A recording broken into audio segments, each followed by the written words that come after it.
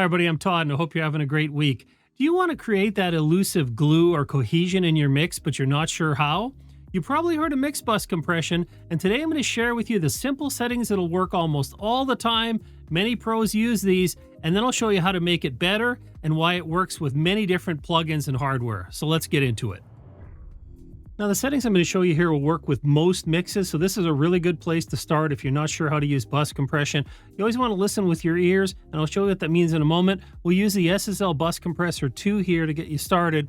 And so what we want to do is set our attack to be really slow. So in this case, I'm turn it up to 30, and then the release should be really fast. So either 0.1 or you can use auto on these as well. It's a good place to start. You always want to have your ratio around 4 typically for bus compression. You can use a lower one as well, but again, it's a good place to start.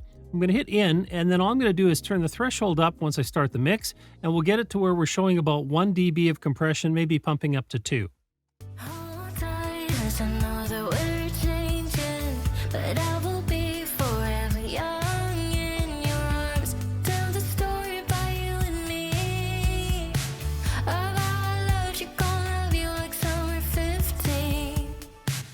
And again, this will work in a lot of situations, but one thing you'll find is that if you have any genres that are really bass heavy, or you got a really snappy snare drum or kick drum with a lot of punch, you might have issues. And that's where really you want to look at this sidechain filter option. And this is available on most plugins, a lot of hardware, but not all. And so what I like to do is turn this up. In the case of the SSL Bus 2, I'm going to turn it all the way up to as high as it goes, which is 185 hertz. Typically, 200 is a good number to be at. Again, this is as high as this particular one goes. And I'm going to start the playback again, and notice the difference in the amount of compression.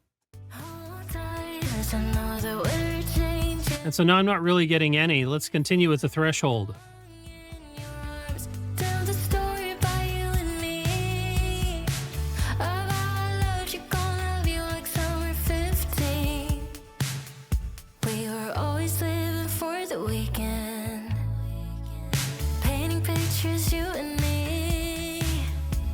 And so hopefully you notice the compression was a lot more consistent there using the side chain. Now again, there's a lot of plugins that allow you to do this. I'll pull up a few here. This is the universal audio version of the bus compressor from SSL. Here's the Waves version, Plugin Alliance Townhouse bus compressor. You can also use hardware if you want to do that. And you'll notice these have the side chain capability again, built in, and that's really the easiest way to do it. Now, I've set them all very similar here, and I'll just cycle through them so you can hear how similar they all really are.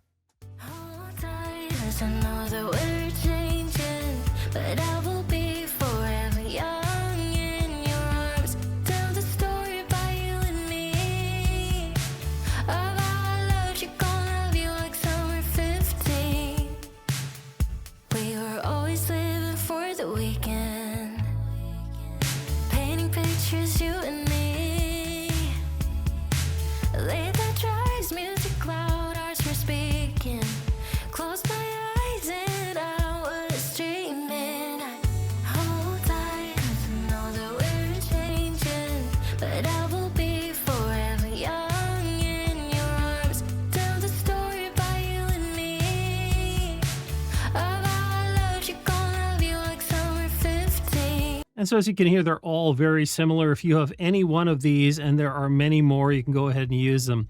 Now, some also have some advanced features in terms of analog saturation. So for example, the Waves one allows you to add an analog feature in here. It's going to add some harmonic distortion. You can do that with this hardware as well, and that'll give you, a little different sound.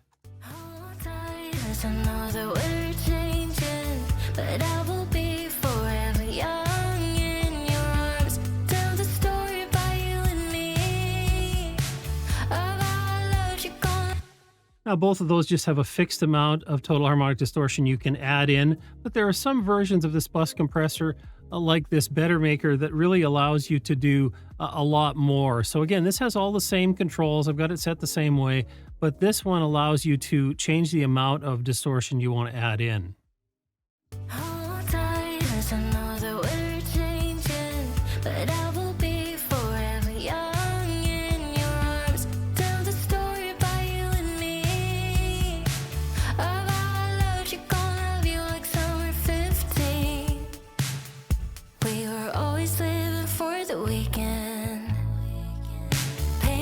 Now, obviously, that's far too much for a bus compressor for the overall mix. But typically, if this is just kind of on a lower setting, it's going to be similar to what we get from the hardware and from other plugins with an analog feature.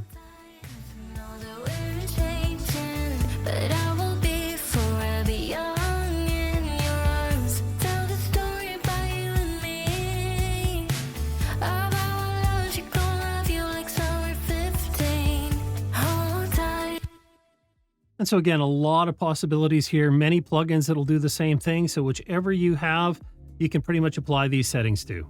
Now you can add compression to your mix bus at just about any point during the mixing process. Some people like to start right at the beginning, others add it up at the end. For me, I like to create a rough mix first, which means I bring all my faders up so that I've got a balanced mix of the instruments, but I'm not really processing any of the tracks yet. Then I'll go ahead and add up my mix bus compression and some other processing, and I'll mix into it, but that's for another video.